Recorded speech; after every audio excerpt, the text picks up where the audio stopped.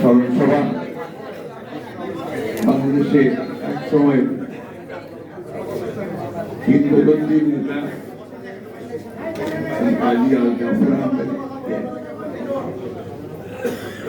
আমি শ্রদ্ধা জানাতে চাই যে স্বতঃস্ফূর্ত বিপ্লব সংগঠিত হলো ছাত্র জনতার স্বতঃস্ফূর্ত আন্দোলনের মধ্য দিয়ে এতে শহীদ যারা হয়েছে তাদের সকলের প্রতি আমি শ্রদ্ধা জানাই। আমি শ্রদ্ধা জানাচ্ছি গত দুদিন যে ভয়াবহ বন্যা বাংলাদেশের দুটো বিভাগকে একেবারে দুর্ভোগের চরম সীমায় নিয়ে গেছে।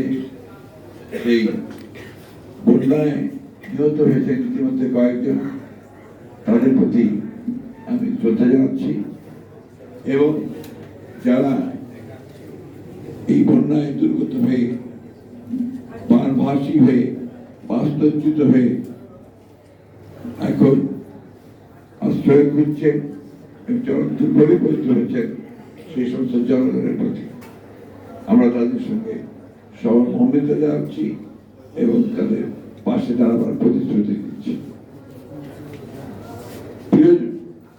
সুধীবৃন্দ, কাজী জাফর সম্পর্কে আমাদের বিজ্ঞ আলোচকেরা দীর্ঘ আলোচনা করেছেন। 60-এর দশকে 70-এর দশকে তারপরে তার ভূমিকা যদি তিনি বেঁচে ছিলেন তিনি অবশ্যই উল্লেখযোগ্য ভূমিকা পালন করেছেন বাংলাদেশের ইতিহাসে। কাজী জাফর আমরা যখন ছাত্র রাজনীতি করি তখন তিনি আমাদের নেতা ছিলেন। পরবর্তীকালে আবার তার সঙ্গে আমার ব্যক্তিগত ঘনিষ্ঠতা বৃদ্ধি পায় যখন আমরা বিরোধী দলে, তিনিও তখন এই সরকারের ছিলেন না কিন্তু তাদের সমর্থন করছিলেন, জাতীয় পার্টির একজন অন্যতম নেতা হিসেবে। সেই সময় তাকে জাতীয় পার্টির থেকে এরশাদের বড় থেকে বেরিয়ে এসে আবার নতুন করে জনগণের সঙ্গে সম্পৃক্ত হয়ে আন্দোলনের নামার ব্যাপারে আমার তার সঙ্গে অনেক ঘনিষ্ঠতা ছিল। গণতন্ত্র পুনরুদ্ধারের সে লড়াইয়ে তিনি সম্পৃক্ত হয়েছিলেন। বন্ধুগণ, এটা হচ্ছে অতীত। আজকে আমাদের সামনে একটা সম্পূর্ণ নতুন একটা ভবিষ্যৎ এসেছে, একটা সময় এসেছে। আমাদের মাঝে একটা বিপ্লবের পরে মানুষের মধ্যে একটা নতুন আশা সঞ্চারিত হয়েছে, যে আমরা অতীতের সমস্ত জঞ্জালগুলোকে দূরে ফেলে দিয়ে নতুন করে আমাদের দেশকে তৈরি করব এবং সেটার এই সম্ভাবনা দেখিয়েছে আমাদেরকে আমাদের তরুণেরা, আমাদের যুবকেরা, আমাদের ছেলেরা। অসম্ভবকে সম্ভব করেছে তারা। আমরা 15 বছর ধরে যে লড়াই সংগ্রাম করেছি, এখানে আমরা সবাই আছি, আমরা সেই একই কারণে সংগ্রাম করেছিলাম, লড়াই করেছিলাম যে ভয়াবহ ফ্যাসিস্ট শক্তি বাংলাদেশের উপর চেপে বসেছে তাকে সরিয়ে সত্যিকার একটা গণতান্ত্রিক একটা রাষ্ট্র নির্মাণ করা, একটা কল্যাণমূলক রাষ্ট্র নির্মাণ করা, মানুষের বসবাসের জন্য একটা যোগ্য সমাজ নির্মাণ করা। সেই লক্ষ্যে আমরা 15 বছর ধরে লড়াই করছি। এর মধ্যে আমাদের অনেক বন্ধু, অনেক সহকর্মী প্রাণ দিয়েছেন। আমাদের প্রায় 800-র মতো নেতা কর্মী তারা গুম হয়ে গেছে। এর মধ্যে আমাদের এমপি ছিলেন ইলিয়াস আলী, সেলিম পারভেজ সহ অনেক ছাত্র নেতা, যুব নেতা তারা ছিলেন। আমাদের প্রায় 2000-এর মতো নেতা কর্মীকে গুলি করে হত্যা করা হয়েছে। 1,45,000 মামলা করা হয়েছে আমাদের 60 লক্ষ মানুষের বিরুদ্ধে 15 বছরে। আমার মনে হয় বিএনপির একটা মানুষও খুঁজে পাওয়া যাবে না যার বিরুদ্ধে মামলা নেই, সেই ইউনিয়ন পর্যায় থেকে শুরু করে একেবারে কেন্দ্র পর্যন্ত। এর মধ্যে সংগ্রামের মধ্য দিয়ে আমাদের আপনারা আজকে আমরা ঐক্যবদ্ধ হয়ে আমরা 31 দফা ব্যাপারে আমরা সবাই একমত হয়ে সেই 31 দফা বাস্তবায়িত করবার জন্য আমরা সংগ্রাম শুরু করেছিলাম। 31 দফা কি ছিল? একটা সংস্কার, যে আমরা রাষ্ট্র ব্যবস্থার সংস্কার চাই, পরিবর্তন চাই। এবং আমাদের মধ্যে যে যুক্তিটা ছিল এইটাকে লক্ষ্যে আমরা আন্দোলন করব, ফ্যাসিবাদকে পরাজিত করে আমরা একটা নির্বাচনে যাব। সেই নির্বাচনে আমরা আবার ঐক্যবদ্ধ হয়ে আমরা অবশ্যই 31 দফাকে বাস্তবায়িত করব। এই ব্যাপারে কিন্তু আমাদের মধ্যে কোনো দ্বিমত ছিল না, আমরা একসাথে আন্দোলন করেছি। আপনারা সবাই জানেন যে সেই আন্দোলনে কিভাবে আমাদের নেতা কর্মীরা নির্যাতিত হয়েছেন, নিগৃহীত হয়েছেন, নিহত হয়েছেন। আমাদের মনে থাকার কথা যে 7ই ডিসেম্বর 1923 সালে সম্ভবত, আমার 22 সালে আমাদের নয়াপল্টন অফিসে যখন আপনার আক্রমণ করে পুলিশ, সেই আক্রমণের মধ্যে আমাদের মকবুল স্বেচ্ছাসেবক দলের নেতা মিরপুরের, তাকে কিভাবে প্রকাশ্যে গুলি করে হত্যা করা হয়। আমাদের সমস্ত শীর্ষ নেতাদেরকে গ্রেফতার করে নিয়ে যাওয়া হয় এবং পরে আমিও তখন গ্রেফতার হই। আমাদের পরে বাধ্য হয়ে আমাদের নেতৃবৃন্দ সেই জনসভাটাকে নিয়ে যান, সমাজকে নিয়ে যান গোলাপবাগে, মনে আছে আপনাদের? এই যে আপনার আন্দোলন, এই যে সংগ্রাম, এখানে হাজারো হাজারো হাজারো নেতাকর্মী আমাদের এই যুগপৎ আন্দোলনের তারা নিগৃহীত হয়েছেন, নির্যাতিত হয়েছেন, জেলের মধ্যে অবর্ণনীয় কষ্ট ভোগ করেছেন।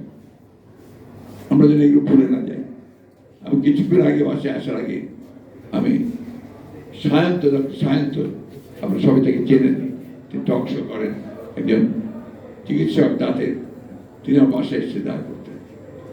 আমরা যেদিন আপনার রংপুরের ছাত্র সাইদের হত্যার প্রতিবাদে গায়েবী জানাজা দিয়েছিলাম বাইতুল মোকাররমে, সেই বাইতুল মোকাররমে গায়েবী জানাজায় আসতে গিয়ে সে গ্রেফতার হয়। সেদিন অসংখ্য নেতাকর্মী গ্রেফতার করা হয়। সায়ন্ত পথে জেলে যাওয়ার পরে তারা একজনও তাদের যে পরিবারের সদস্য তাদের সঙ্গে দেখা করতে পারেনি, বাসা থেকে কোনো ওষুধ আনতে পারেনি, কোনো খাবার আনতে পারেনি, এমনকি তাদেরকে যে পত্রিকা দেওয়া যে বিধান আছে আপনার ডিভিশন প্রাপ্ত কয়েদিদের, সেটা পর্যন্ত তাদেরকে পত্রিকা পড়তে দেওয়া হয়। এই অবস্থার মধ্যে দিয়ে কিন্তু আমরা সবাই গেছি। আমাদের শীর্ষ নেতা একজন বাকি নেই যে বহুবার কারাগারে না গেছে। আমাদের সবচেয়ে বড় নেতা আমাদের দেশনেত্রী বেগম খালেদা জিয়া, তিনি মিথ্যা মামলায় 6 বছর তিনি কারাগারে ছিলেন। আমাদের তারেক রহমান সাহেব নির্বাচিত আছেন, এরকম অসংখ্য অসংখ্য মামলা। সেইটাকে প্রেক্ষিতে, এই আন্দোলনের প্রেক্ষিতে ছাত্ররা যখন কোটা আন্দোলন শুরু করেছে, সেই সময় থেকে এই আন্দোলন ছাত্ররা তারা মোবিলাইজড হয়েছে এবং এটাকে জনগণের আমরা সমর্থন দিয়েছি, সহায়তা করেছি। একটা চূড়ান্ত আন্দোলনের পদ্ধতিতে জনগণের যে প্রত্যাশা, সেই প্রত্যাশাকে পূরণ করবার জন্য তারা একটা অবস্থা তৈরি করেছে। ফ্যাসিবাদের নায়ক শেখ হাসিনা পালিয়ে গেছে, তাদের যারা দোষর তারা অনেকে পালিয়ে গেছে, অনেকে লুকিয়ে আছে। নতুন সরকার গঠন হচ্ছে, একেবারে ইন্টারিম সরকার, অন্তর্বর্তীকালীন সরকার, এবং সেই সরকারের প্রধান হচ্ছেন আমাদের সকলের অত্যন্ত শ্রদ্ধেয় মানুষ প্রফেসর ডক্টর ইউনূস আলী, আরো শ্রদ্ধেয় ব্যক্তিরা এর সদস্য হয়েছে। এদের কাছে আমাদের প্রত্যাশা অনেক।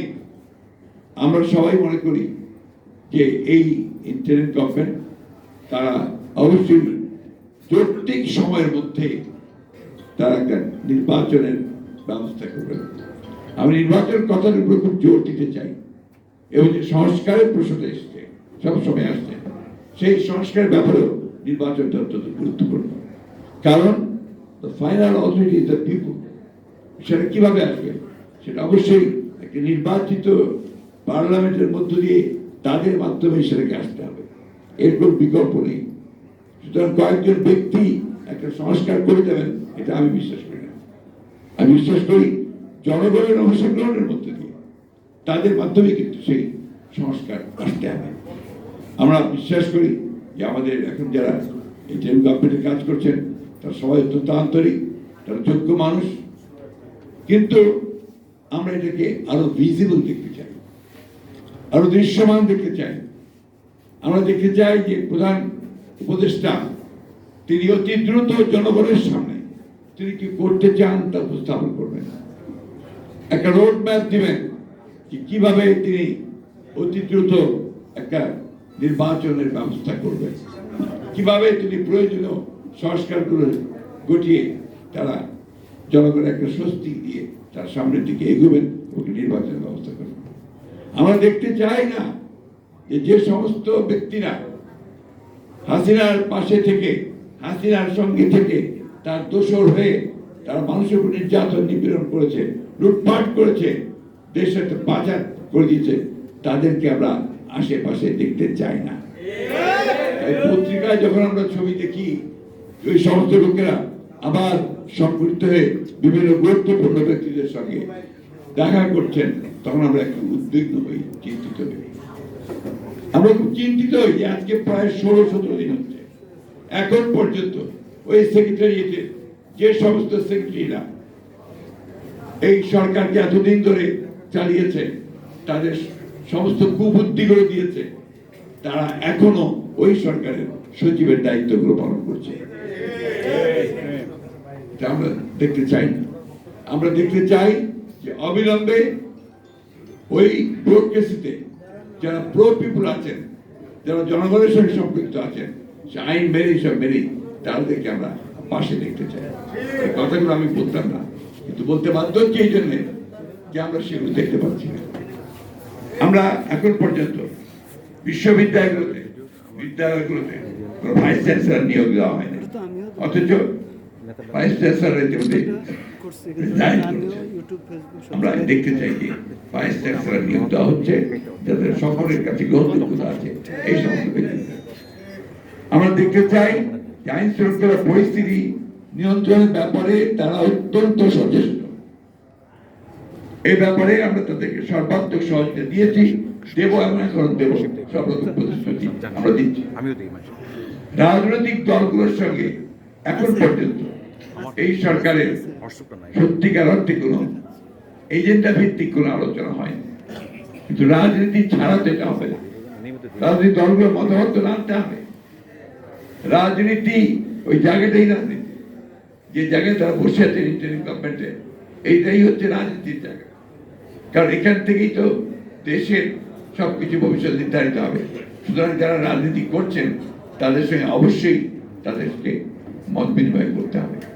ছাত্র নেতৃবৃন্দ যারা আজকে সহযোগিতা করছেন তাদের কাছেও আমাদের অনুরোধ, আমরা যারা অনুরোধ করছি, অনুরোধ রাখছি যে এই বিষয়গুলোকে অত্যন্ত গুরুত্বপূর্ণ সহকারে নিয়ে এই বিপ্লবকে যেন সুসংগত করা যায়, প্রতি বিপ্লব যেন না ঘটে, এবং ইতিমধ্যে যে চক্রান্ত কথাবার্তা উঠে আসছে মানুষের মধ্যে, সেগুলোকে যেন আপনার প্রতিহত করা যায়, সেগুলোকে পরাজিত করে এই বিপ্লবের চেতনাকে যেন আমরা সমুন্নত রেখে একটা গণতান্ত্রিক বাংলাদেশের দিকে যেন এগিয়ে যেতে পারি, সেই বিষয়টা তাদেরকে সবসময় স্মরণ রাখতে হবে।